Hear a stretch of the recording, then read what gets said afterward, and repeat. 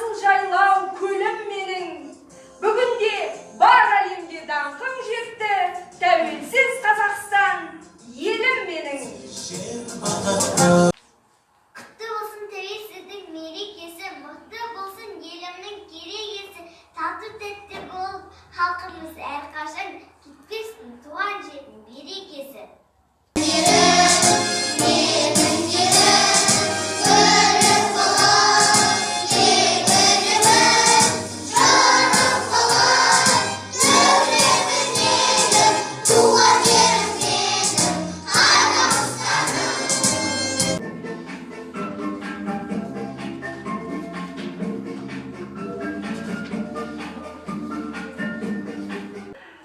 Бақыт тілеп жүреді екенсіңдер, сол рас па?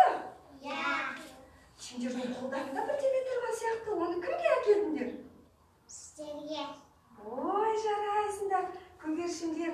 Рахмет, бұл хаттар ғой, иә? Қазір бұл хаттардың барлығын балалармен, сіздермен бірге отырып ашып қарайтын боламыз. Бүгін бізде тәуелсіздік мерекесі. Сен сөйлетің? Ту. Иә? Ту.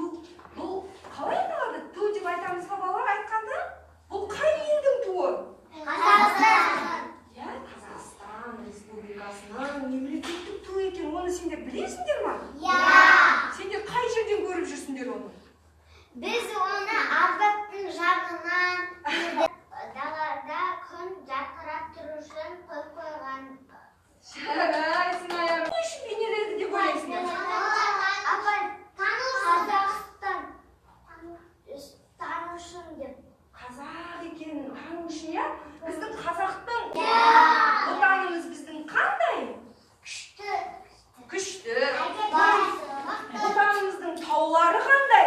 Биік. Биік. Кәне жасаңдаршы, биік тауларды. Биік. Иә? Өте биік тау сияқты.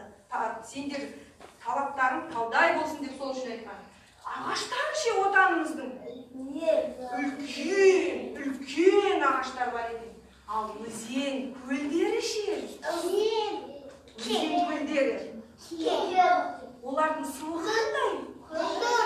Мөлдір, дұрыс айтасыңдар, Иман, өте жақсы. Өзен, көліміз. Отан да ыстық. Отан отбасыдан басталады.